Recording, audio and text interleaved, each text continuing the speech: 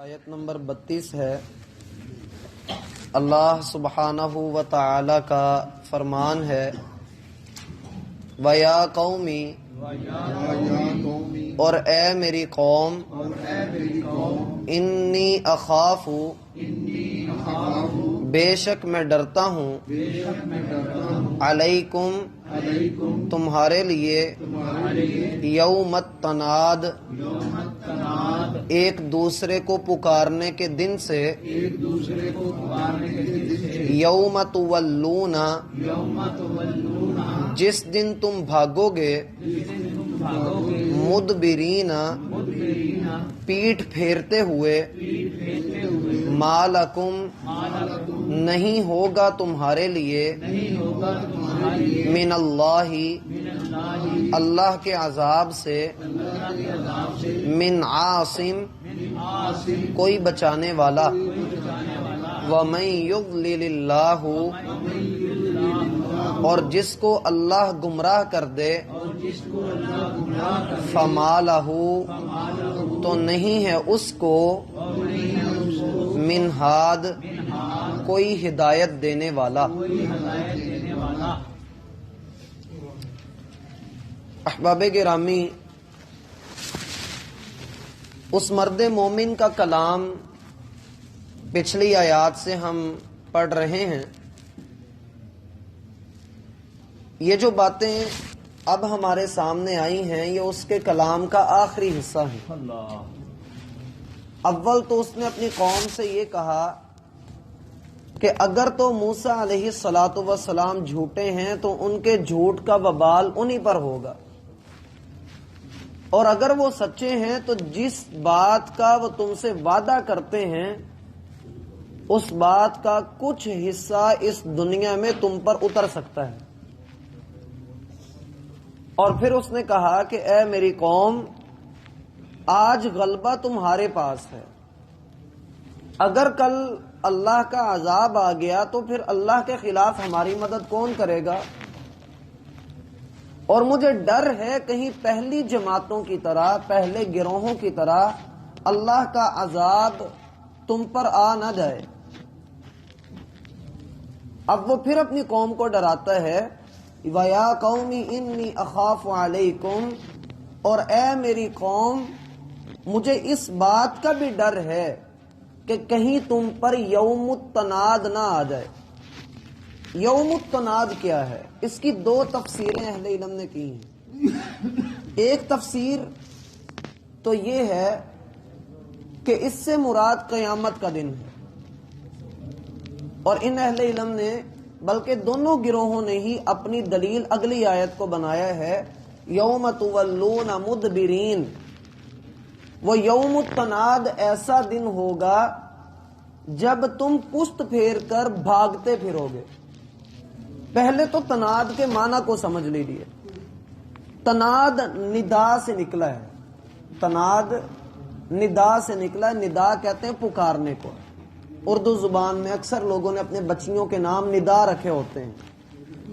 جیسے مسجد میں کوئی اعلان کیا جاتا ہے تو ہم کہیں گے کہ یہ ندا ہو رہی ہے، کسی چیز کی پکار ڈالی جا رہی ہے۔ یوم التناد، اس میں جب عربی زبان کا اصول ہوتا ہے کہ جب ایک لفظ میں حروف زیادہ ہو جائیں، جب ایک لفظ میں حروف زیادہ ہو جائیں، جیسے نون اور دال یہاں پر اصل ہیں، بنیادی طور پر یہ دو ہیں جن سے ہمیں پتہ لگا کہ یہ پکارنے کے معنوں میں ہے، تو اس میں تا زیادہ ہو گیا ہے، اور پھر اس میں الف بھی زیادہ ہے۔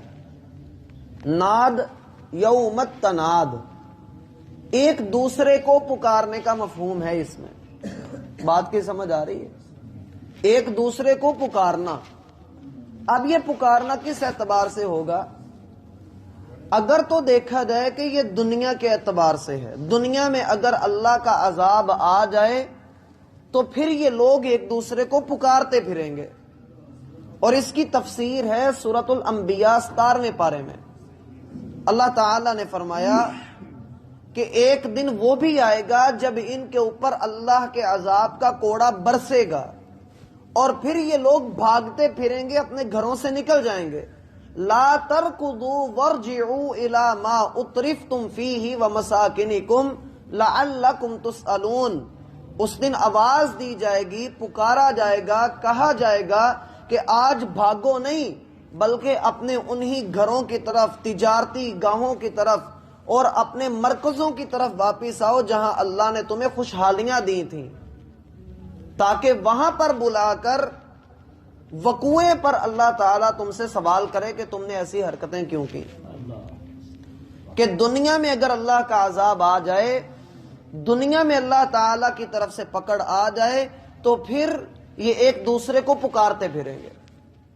اور اللہ معاف فرمائے، ایسی کیفیت حالت اس بندے کی دیکھنے والی ہوتی ہے جس کے گھر میں اللہ معاف کرے کوئی مسئلہ ہو جائے یا اس کی دکان پر کوئی مسئلہ ہو جائے، وہ نمبر ملا رہا ہوتا ہے، لوگوں کو پکار رہا ہوتا ہے، لوگ اس کی مدد کے لیے بھاگ رہے ہوتے ہیں۔ یہ ایک ایسا عجیب عالم ہوتا ہے کہ انسان اپنے حواس کھو بیٹھتا ہے، اس کو علم نہیں ہوتا کہ کر کیا رہے ہیں۔ کافی عرصہ پہلے کی بات ہے، میں نے پہلے بھی آپ کے ساتھ اس بات کو ذکر کیا تھا کہ بالکل صبح صبح کا وقت تھا، یہ غالباً اگست کے مہینے کی بات ہے۔ میرا چچا زاد بھائی گھر سے نکلا، تھوڑی دیر بعد گھر کے نمبر پر ایک ان نون نمبر سے کال آئی کہ آپ کے بچے کا ایکسیڈنٹ ہو گیا اور وہ فوت ہو گیا۔ آپ یقین مانیے ہم میں سے کسی کو ہوش نہیں، ہم بھاگے۔ مساق المال کے سامنے یہ وقوع ہوا تھا، ہم وہاں پر گئے اور لاش کو دیکھا، لاش دیکھ کر ہم نے یہ بھی کہہ دیا ہاں یہ ہمارا ہی بچہ ہے۔ اتنا حواس کھو گئے تھے کہ پتہ نہیں لگ رہا تھا۔ اور بعد میں جب اس کی شناخت وغیرہ کی گئی یا اس کی بائک کو دیکھا تو پتہ لگا یہ ہمارا نہیں ہے، یہ ہمارے ہمسایوں کا ہے۔ جب ان کے گھر یہ خبر پہنچی تو ان کی بھی وہی حالت ہو گئی۔ اللہ تعالیٰ نے انسان کو بڑا بے بس پیدا کیا ہے، یہ بڑا محتاج ہے، اس سے بڑھ کر کمزور مخلوق دنیا میں کوئی نہیں ہے۔ یہ سمجھتا ہے کہ میں بڑا مضبوط ہوں لیکن ہے کھوکھلا، بہت کھوکھلا ہے۔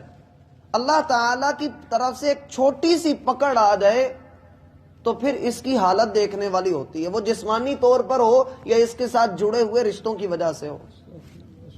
ایک معنی تو یہ ہے کہ دنیا میں اللہ کے عذاب سے میں ڈرتا ہوں کہیں اللہ کا عذاب دنیا میں تمہارے اوپر نہ آ جائے، پھر تم بھاگتے پھرو گے اور اس دن اللہ سے بچانے والا کوئی نہیں ہوگا۔ اور دوسرا معنی اہل علم نے اس کا یہ کیا کہ یہ قیامت کے دن ایسا ہوگا۔ دونوں معنی درست ہیں۔ قیامت کے دن ایسا کیسے ہوگا کہ پکارنے کے دن سے میں تمہیں ڈراتا ہوں۔ اس دن کئی طرح کی پکار ہوگی، قرآن نے اس کے کئی مقام ذکر کیے ہیں۔ پہلی پکار تو یہ ہوگی کہ اللہ تعالی محبت کے ساتھ اپنے برگزیدہ بندوں کو پکارے گا، جیسا کہ حدیث میں آتا ہے اللہ تعالیٰ اس دن پوچھیں گے کہاں ہیں اللہ کے ہمسائے؟ لوگ کہیں گے اللہ کے ہمسائے کون ہیں؟ اللہ تعالیٰ فرمائیں گے وہ جو میری خاطر آپس میں محبت کرتے تھے اور جنہوں نے مسجدوں کو اپنے اوپر لازم کر لیا تھا، تو اللہ تعالیٰ ان کو پکاریں گے۔ ایک پکار یہ ہوگی کہ جہنمی یا برے لوگ وہ اپنے شریکوں کو بلائیں گے، جن کی دنیا میں وہ عبادت کرتے تھے ان کو پکار رہے ہوں گے۔ تیسری پکار یہ ہوگی، اس دن ایک دوسرے کو جو پکارنا ہوگا، جو اس لفظ کا معنی ہے وہ یہ ہوگا کہ اللہ تعالیٰ اہل جنت کو بھی پکاریں گے اور اہل جہنم کو بھی پکاریں گے۔ جب موت کو ذبح کر دیا جائے گا اور ان سے کہا جائے گا جنتیوں آج کے بعد تمہارے لیے موت نہیں، تو یہ چیز جنتیوں کو خوش کر دے گی، اور جہنمیوں کو بھی یہی کہا جائے گا، تو وہ مزید حسرت میں اور نا امیدی میں اور اللہ کے عذاب میں جکڑے جائیں گے۔ ایک پکار ہوگی کہ جہنمی جہنم کے داروغے کو پکاریں گے۔ یہ ساری جو میں باتیں آپ کے ساتھ کر رہا ہوں اس میں بہت ساری تفاصیل ہیں، قرآن کی آیات اس پر موجود ہیں۔ ایک پکار ہوگی جب انسان ایک دوسرے کو پکاریں گے اور کہیں گے کہ آؤ اللہ کے پاس سفارش کرنے کے لیے چلیں، اور ایک پکار ہوگی کہ جنتی جہنمیوں کو پکاریں گے اور جہنمی جنتیوں کو پکاریں گے۔ اور یہ سب سے زیادہ ہولناک قسم کی پکار ہوگی۔ جنتی جب جہنمیوں کو پکاریں گے تو ان سے پوچھیں گے کہ اللہ نے جو وعدہ کیا تھا وہ سچا ہو گیا یا نہیں ہو گیا؟ جہنمی جواب دیں گے کہ ہاں سچا ہو گیا. جنتی کہیں گے پھر اللہ کی لعنت ظالموں پر ہے. پھر جہنمی آواز دیں گے جنتیوں کو کہ تمہارے پاس اگر کھانے کی یا پینے کی کوئی چیز ہے تو ہماری طرف بھیج دو.